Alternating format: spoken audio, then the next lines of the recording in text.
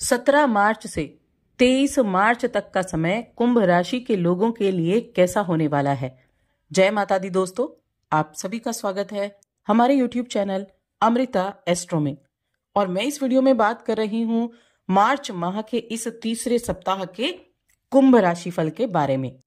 कुंभ राशि के लोगों के लिए ये जो 7 दिन है ये कैसे होने वाले हैं, क्या ग्रहों की स्थिति है, क्या योग है, क्या चीजें आपके लिए फायदेमंद हैं और किन से आपको सावधानी रखनी है, तो सारी जानकारी विस्तार से मिलने वाली है। सबसे पहले इन जो 7 दिन हैं इनके जो योग बनने वाले हैं, जो ग्रहों की स्थिति रहने वाली है, इसके बारे में बात कर लेते हैं।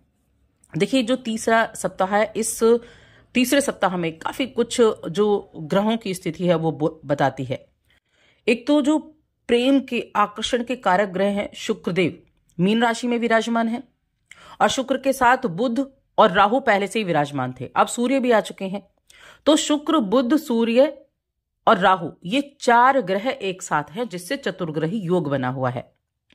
और अगर मैं चंद्रमा की स्थिति की बात करूं तो चंद्रमा तुला राशि, वृश्चिक राशि, धनु राशि और मकर राशि इन भावों में सक्रिय रहने वाले हैं इस सप्ताह में। ऐसे में मीन राशि में इन 4 ग्रहों के रहने से एक तो लक्ष्मी नारायण योग बन गया, दूसरा बुधादित्य योग बन गया। देखिए, बुध और सूर्य एक साथ होते हैं तो बुधादित्य योग बनता है। बेशक बुध नीच के हैं, लेकिन उनका तो नीच भंग हो चुका है, तो नीच भंग राजयोग पहले से ही बना हुआ है। और शुक्र है, शुक्रादित्य है, और साथ में मालव्य राजयोग भी बना हुआ है। और इसके अलावा अगर हम कुंभ राशि में शनि की स्थिति को देखें तो अभी शनि और सूर्य पहले एक साथ थे, लेकिन अब शनि एक साथ, शनि अकेले कुंभ राशि में है आपकी राशि में, तो ये आपकी राशि में रहकर शश नाम का राजयोग भी बना रहे हैं। मंगल मिथुन राशि में है, तो इस तरह से योग तो कई बने। और ये देखिए, इन योगों में से अगर देखा जाए तो लक्ष्मी नारायण योग बेहद अच्छा है, बुधादित्य योग अच्छा है, मालव्य योग अच्छा है, और आपकी राशि के लिए शश योग भी बहुत अच्छा है। तो इन योगों का प्रभाव भी आपको देखने को मिलेगा, और वो प्रभाव किस तरह से होगा और किन चीजों के लिए फायदेमंद रहेगा ये हम जान लेते हैं। तो आगे बढ़ने से पहले एक छोटा सा ही निवेदन है। चैनल पर आप पहली बार आए हैं और अभी तक चैनल को सब्सक्राइब नहीं किया है तो चैनल को सब्सक्राइब जरूर कर लें। तो चलिए राशिफल की बात कर लेते हैं। तो कुंभ राशि के जातकों के लिए मैं कहूंगी, नौकरी पेशा जातकों की अगर मैं बात करूं तो इस समय अवधि में, इस सप्ताह में अपने काम को पूरा करने के लिए आपको अपने पूरे एफर्ट लगाने की आवश्यकता है, यानी कि पूरे प्रयास लगा दीजिए।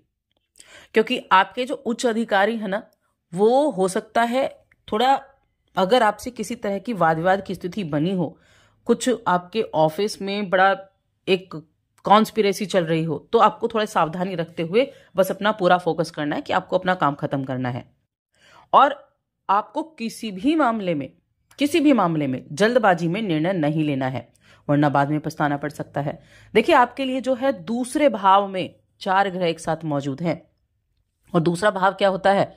दूसरा भाव कुटुंब का होता है, दूसरा भाव वाणी का होता है, दूसरा भाव धन का होता है। अब वहां कौन बैठा है? वहां राहु बैठ गया, वहां सूर्य बैठ गए, वहां बुध भी है और वहां शुक्र भी है। तो इसीलिए ध्यान यही रखना है कि किसी भी काम में कोई जल्दबाजी नहीं करनी है। बोलने से पहले सोच विचार अच्छे से कर लेना है। परिवार के साथ, कुटुंब के साथ अगर बैठते हैं, किसी निर्णय को लेने के लिए आप चल रहे हैं, तो अपनी वाणी पर अच्छे से फोकस करना बहुत जरूरी है। क्योंकि ये सभी ग्रह क्या करेंगे? पहला इफेक्ट तो क्या होगा? कुटुंब पे होगा, वाणी पे होगा। इसलिए इन चीजों की तरफ आपको ध्यान रखना है।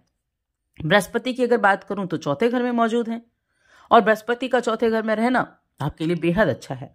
आर्थिक जीवन के लिहाज से बहुत अच्छा है। इस समय वाहन चलाते हैं, देखिए वाहन चलाते हैं आप, डेली जाते हैं कहीं, तो बस सावधानी रखते हुए आपको चलना है, थोड़ा सावधानी रखनी है। अब घर पर अचानक से कोई जिम्मेदारी आपको मिल सकती है।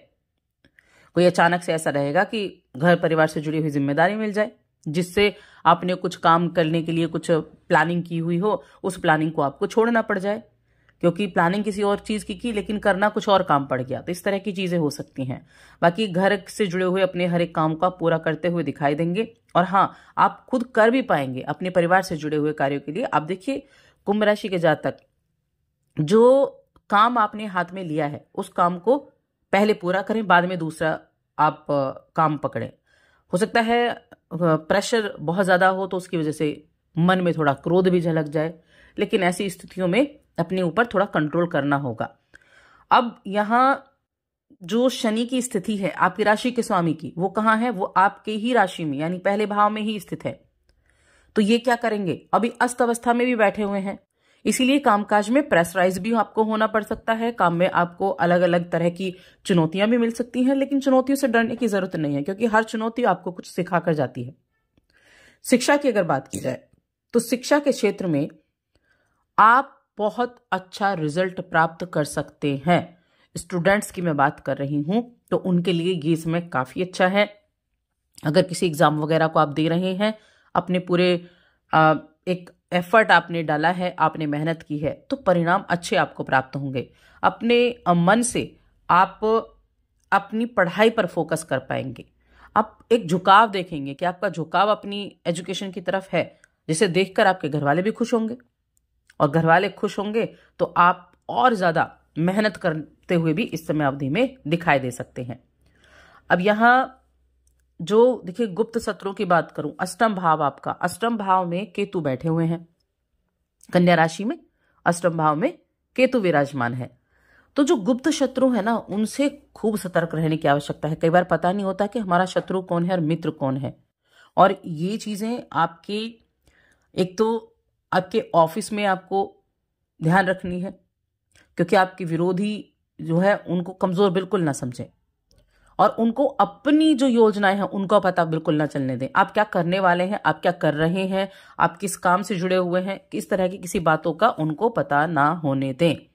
ज्यादा अपनी बातों को लोगों के सामने प्रचार प्रसार ना करें, इस चीज का ध्यान आपको रखना है। अगर आप भूमि भवन की कोई खरीदने बेचने की कोई भी आप योजना बना रहे हैं, आप किसी प्रॉपर्टी को बेचना चाहते हैं या फिर आप किसी प्रॉपर्टी को खरीदना चाहते हैं, तो उसमें भी जल्दबाजी ना करें। कहने का मतलब है किसी भी चीज में जल्दबाजी तो बिल्कुल नहीं करनी है। थोड़ा सोच समझ कर, बैठकर सोच विचार कर तब आपको कार्य करना है। रिश्ते नातों के नजरिए से देखा जाए तो रिश्ते नातों के नजरिए से ठीक ठाक रहने वाला है।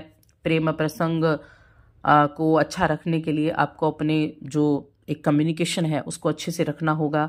एक दूसरे की भावनाओं की कद्र आपको करनी होगी, क्योंकि जब आप अब एक दूसरे की भावनाओं की कद्र करेंगे तभी चीजें अच्छी रहने वाली हैं। और देखिए जो प्रेम जीवन में है उनको मैं कह दूं तो आप पूरी कोशिश करेंगे अपने पार्टनर को खुश करने के लिए, लेकिन ऐसा हो सकता है कि ना कर पाए। कुछ विवाद अगर चल रहे थे तो उनको आप एक रचनात्मक तरीके से, यानी कि एक उनके मुताबिक उनको समझाने की कोशिश करें, ताकि स्थितियां जो हैं वो सुधरें। वैवाहिक जीवन ठीक है, और जीवन साथी आपका चाहे कितना भी आपसे झगड़ ले, लेकिन एक दूसरे की रिस्पेक्ट आप करेंगे, एक दूसरे से प्रेम करेंगे, और आपको ये भूलने की बिल्कुल जरूरत नहीं है कि आप दोनों के बीच में बहुत अच्छा प्रेम है। और चीजें हमेशा देखिए एक जैसी नहीं होती, हमेशा बदलती रहती हैं, हमेशा कुछ ना कुछ नोकझोंक की स्थिति भी बनती है, वो भी एक प्रेम का हिस्सा है। तो ओवरऑल देखा जाए तो रिश्तों के लिए बहुत बेहतरीन ये समय रहेगा। अब हम बात करेंगे उपाय की कि क्या उपाय आपको करना चाहिए। तो देखिए इस सप्ताह में मैं आपको कहूंगी आपके दूसरे घर में मीन राशि में आपके लिए ये 4 ग्रहों की जो स्थिति बनी हुई है, एक तो आप भगवान शिव की आराधना जरूर करें, और साथ में शनिवार के दिन जो असहाय लोग हैं उनको थोड़ा सा दही और चावल का दान करें। ये उपाय आप कर सकते हैं, और साथ ही हमारे चैनल को सब्सक्राइब जरूर करें।